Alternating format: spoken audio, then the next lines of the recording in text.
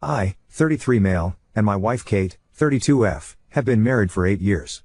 We have one child, M3, who was unplanned but not unwelcome. When my wife found out that she was pregnant, it obviously came as a surprise to us. She had been taking birth control ever since we started dating, since we agreed that we were not financially ready to have a kid. However, after being married for 5 years and advancing our careers, we felt like we could make it work.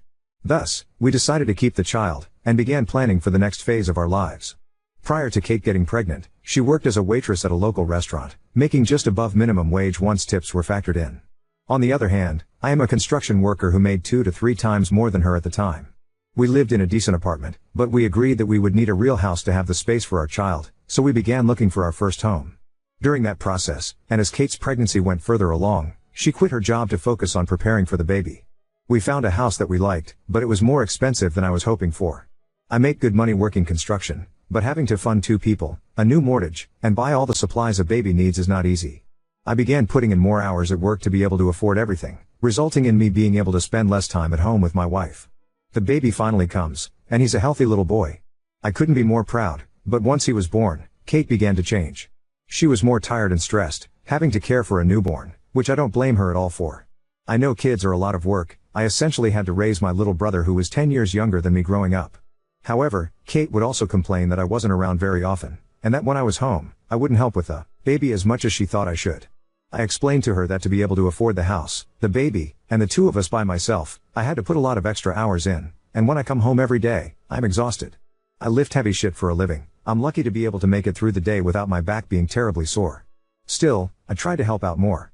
I changed diapers where I could, fed the baby where I could, etc. The one thing I refused to do was get up in the middle of the night, which is something I know upsets her. My reasoning is that I'm barely getting 5 hours of sleep a night, and if I get any less, I'm going to be an utter wreck on the job. If that happens and I get less hours or even get fired, we're financially screwed. As time went on, we kept making it work, and eventually things get less crazy and stressful. The older the kid gets, the less constant attention and work he needs from us. That's not saying caring for a toddler is easy, but it's easier than caring for an infant who can't sleep through the night. 2 months ago, Kate suggested that she get a regular job again, and that we use the extra income to pay for a nanny, and in general help with the expenses. I agreed, because I was exhausted and the idea of being able to put in less overtime sounded great. Fast forward to last night, and Kate has been working as a cashier for 6 weeks now. We've hired a nanny, and the money situation isn't nearly as tight. I was able to work less, though with Kate working now, I'm not able to see her in the mornings, which is usually when I would see her due to how my shifts work. I thought things were going great, until Kate sits me down last night to have a conversation. She admitted to me that there's a guy at her work who's been flirting with her, despite knowing she's married. He's funny, easygoing, handsome, etc. She said that he asked if she was available to go on a date behind my back, and though she said no, she was sorely tempted to say yes. This blindsided me then, but now that I've had a day to think about it, I think I can see how this happened. She was always upset that I wasn't home very often, wasn't there to help and support her with the kid, and so on. Our current arrangement allowed me to have more energy when I came home, but since she leaves for work in the morning before I wake up, the actual duration of time I see her each day has shrunk even further. I think that the reason she was tempted by this guy at work is that he's giving her the attention she wants from me. I can understand that, but it also pissed me off. Frankly, I've been busting my ass for 3 years to afford our child, the house she wanted, and her ability to be a stay-at-home mom. I've been working 10 or 12-hour days 6 days a week to afford this, and she's tempted by some guy at work after knowing him for 6 weeks. I felt betrayed, more than I ever have before. I asked to see her phone, and she gave it to me without resistance. I went through all her contacts, deleted messages, everything, and didn't find anything suspicious.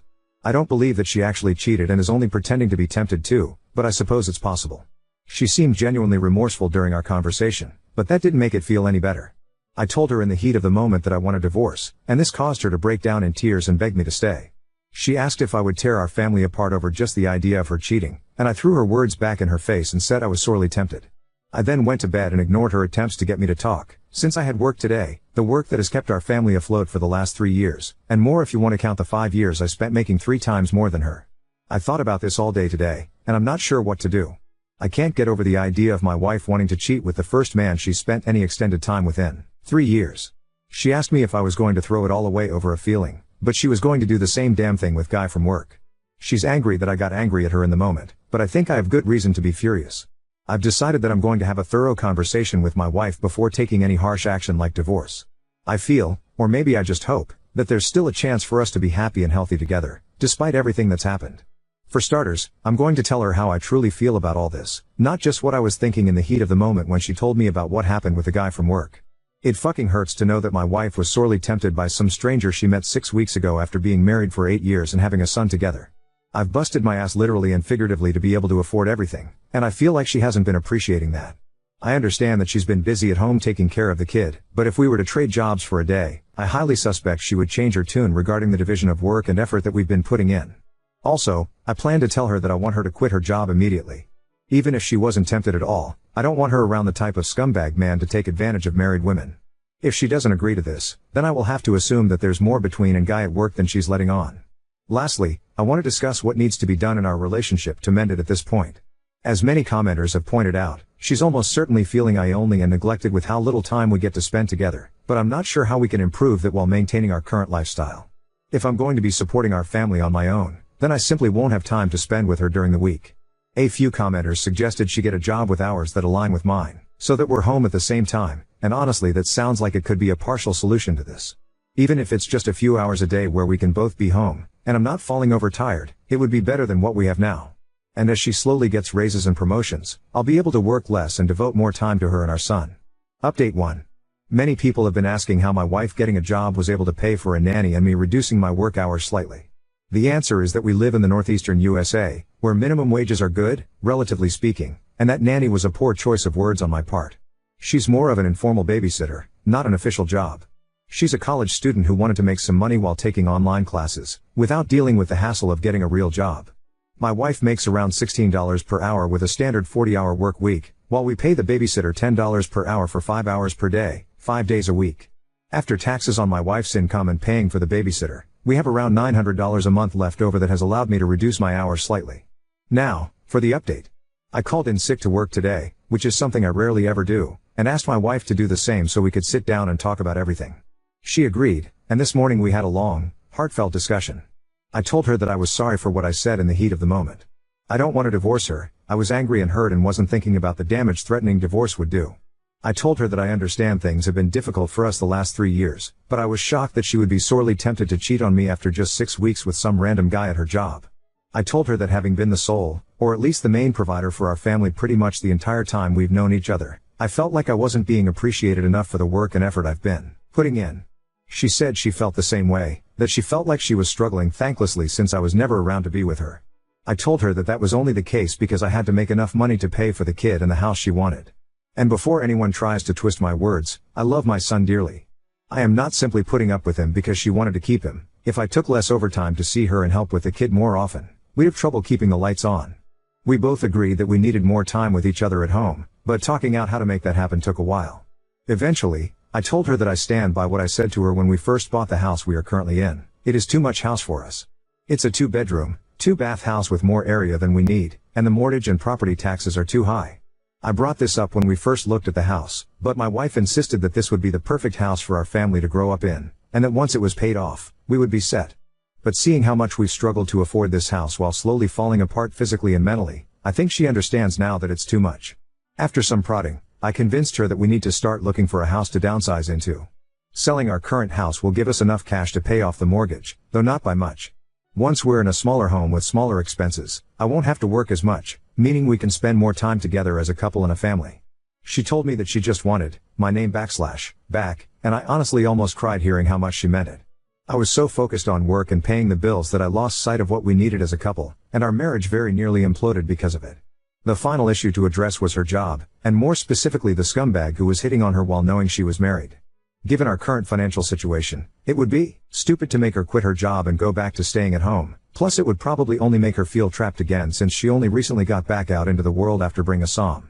However, I can't stand the thought of that guy even looking at my wife, especially since I know she harbored some sort of interest at some point, even if it came from loneliness and desperation. I told her that at the very least, she needs to report the guy to management/HR and ask for different hours so that they are never in the building at the same time. If that happens, then there's no reason for her to just quit, but if that doesn't happen, then I'll be helping her look for a new job immediately. Things are still difficult right now, but as I typed this a couple hours after the conversation, I think we've pulled back from the point of no return. We're both just taking the day to calm down and think rationally about what needs to happen to get our financial and personal relationship back on track, but I'm hopeful. Now on to second story. Wife blindsided me with divorce after discovering I have a son from an ex, leaving me struggling to adjust to a new family dynamic. My wife Amy, 35F, left me, 36 male, after I was contacted by an ex and discovered I had a son. I tried to post his age but my post gets removed, so I just want to clear up that he was born 3 years before I married my wife and there was absolutely no overlap or cheating in my wife and I's relationship. This happened a month ago and I requested a paternity test. Amy didn't say much while we waited for results but agreed that if I was the father I needed to be in my son's life in every way possible. 2 weeks ago the results came back that I am the father and immediately Amy said she wanted a divorce and began packing her and our children's belongings. I was confused and asked her why but she just cried and said she loved me. Amy and I have been married for 10 years. Our marriage has been pretty damn close to perfect. No serious arguments, same goals, we've traveled the world together, we have a beautiful home, rewarding careers, and fantastic children together. I am so heartbroken that she's thrown everything away, I feel like my life has been destroyed. I have no clue what to do. I have begged and pleaded for therapy and my wife refuses. She has started the divorce process. The next issue is custody of our children and terms of divorce. All 4 of our children are young, not even in school yet. She says if I agree to give her primary custody she will let me have the house and will not want child support, and will give me all of our savings so I can raise my son as his mother is struggling. She also agreed to pay for some home help for me. I am disabled and need help occasionally during flare-ups, which she usually provides. I told her I could afford it on my own but she insists as she says she wants to help out since she won't be there. She will move across the country with our children but said she will bring them for at least 2 weeks every 2 months so I can have a relationship with them and will pay for me to fly out to see them whenever I want. I don't know what to do. I have no family to discuss this with because 2 of mine and Amy's children are adopted. And my parents and extended family think my biological son is more important than them, which is obviously untrue. It makes me feel horrible but I don't even know my son. It feels like I'm losing everything for a person I don't know. And I know he's a child and I shouldn't feel that way. But all I ever wanted was my wife and kids. And while I will love my son and take care of him, I don't feel like he is my kid yet just because I haven't really had time to get to know him. A month ago I wouldn't have recognized him if I saw him on the street. I feel so much guilt for feeling this way. Amy and I both are fairly well off but she is more so than me. She offered to hire me a lawyer of my choosing if I don't agree with her terms. I told her again I could afford it but she says she just wants to make sure I get a fair deal. But I just can't, I don't want to divorce or lose my children. I love my wife and children more than anything. I just don't understand her motives or why she is doing this. It feels like I have to pick my son or my wife and our shared kids. I keep trying to make sense of it in my mind. She will not tell me any reason for wanting to get divorced. She is even being incredibly nice to my son. His birthday had recently passed and she got him a new game system. They haven't met, she said say it was from myself and his siblings. She even told me what her nephew, same age as my son, is into so that I can get things my son might like. I don't even know what advice I'm looking for. It feels like my life has been completely ruined. I'm in therapy but it doesn't seem to help. A month ago my wife and I were planning on trying for another baby and picking our next vacation spot, and now I'm going to be divorced. How do I move on? How do I not unfairly resent my son when I know it's not his fault? I keep hoping there's a way to convince her to stay. But I don't even know what the problem really is. I'm hoping someone else has been through learning they have a child after 10 plus years and know where to start or what I can do to either move on or convince my wife that this doesn't have to happen. Any advice at all is appreciated though. Want a comment to clarify a few things. I have not asked my wife to be a caregiver to me. I rarely have flare-ups bad enough that I need a caregiver maybe once a month, on a bad year, to a few times a year, and my wife was insistent our entire relationship on caring for me because she wanted to when I did need help. If she was burnt out of stressed, there was always an option to hire help. She was the one who did not want home help.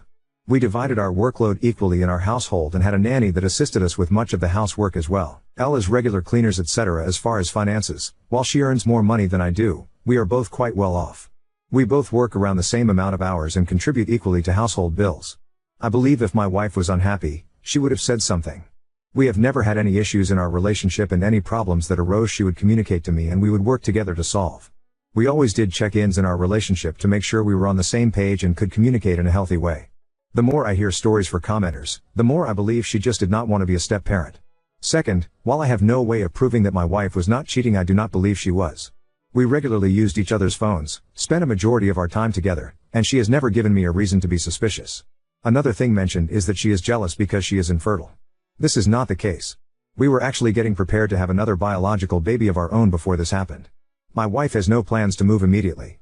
Once we found out paternity and she said she wanted a divorce, she wanted to be closer to her family. They are located across the country. I do not believe there is another man or anything else, as her family would not approve of dating or remarriage since they are quite religious. From my understanding, she has no solid plans as of yet because she wants to make sure we have a custody agreement we are both happy with and we both believe is fair. I am in contact with a lawyer now.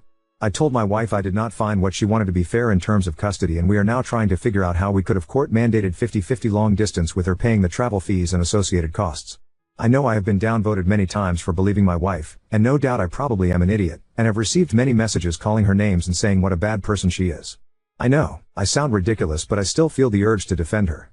I do not feel like she is trying to steal my children, or punish me. She has never been that kind of person. She is the kind of person who keeps packages of supplies in her car for homeless people she sees. The type of person who spends her free time trapping feral cats to get them neutered and seen by a vet. She is the one who gives a large sum of her salary to charity and spends hours every week volunteering. She is the type of person who made sure the children we fostered saw their biological family more than state-mandated supervised visits, and used her own time and resources to make it happen. She is genuinely the best mother I know. She has went out of her way to explain to our children that while we may not live together anymore, I may have a new member in my family, that I will always be involved in their life and love them very much. And while it is hard for me to understand why she made this choice, it is also hard for me to believe she has become a person of malice. Many of your comments have said to ask for a trial separation, and ask for court-mandated therapy. I have mentioned those things and she is still refusing. I plan on asking my lawyer about it and hoping we can move forward, if nothing else, as healthy co-parents. It is incredibly heartbreaking to see all of the comments saying that they would leave if they were in her position as well. Although I can understand your point of view, it is incredibly hard to live through it. I love my wife and children more than anything, and it is soul-wrenching to lose them to something that is also a surprise for me. Update 1. Since then my life has completely changed. Some days it is very hard, but all things considered I am doing well. The biggest change is that my wife and I divorced. She moved with our shared children to the opposite coast to be near her family. We had an easy split, as we both agreed it was best for our family. I am very thankful for that. However, it is difficult not to see all of my kids. The first month was the hardest, especially as we did not want a divorce and we had a hard time not treating each other like spouses, which delayed us healing. My son is doing much better now that is just the two of us. After our divorce, my son opened up about her in therapy. I now understand much more about his behavior. He is much happier now as an only child as well. He is really thriving with my attention. He is still struggling with his mental health, but his care team sees progress, as do I. My other kids have seemingly forgotten my existence, which hurts, but is also better than them being sad about the situation. I constantly try and call them, but at their age I get about 5 words in before they lose interest. My ex-wife and in-laws try and get them to stay on the phone and talk to me, but there is only so much connection you can have over the phone with kids their age.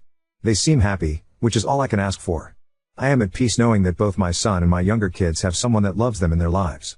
I miss my family, but I feel I made the right choice for them and my son. After our divorce, I asked my ex-wife to lay it on the line. Why did she want to leave before even meeting my son? She had written me pretty consistent letters from the day we found out, until the day we divorced. She gave them to me once our divorce was finished. I read over them several times. She gave several reasons for wanting to split. She felt she had chosen me to have a family with, and I had already had a family. If she had wanted strangers in her life, she would have married a man with kids the first time. She specifically chose someone without kids, and felt she made a mistake, as now other people would have some control over our lives and a stranger would be in our home. She loved our life, marriage, and knew it was all about to change because of my past decisions. She also said she knew that kids coming out of situation like his were likely to have trauma. She underlined many times that while I was a good person, she knew I'd throw our family under the bus to make up for something I had no control over. I wrote to her to tell her she was right and that I was sorry things turned out how they did. Overall, I am happy. I don't regret my decisions. My son is thriving with me and my other kids have a great mother and maternal family. I hope my son continues to improve, and I selfishly hope that as time passes and he gets older and more stable I will be able to reconnect with my wife and be involved with my other kids.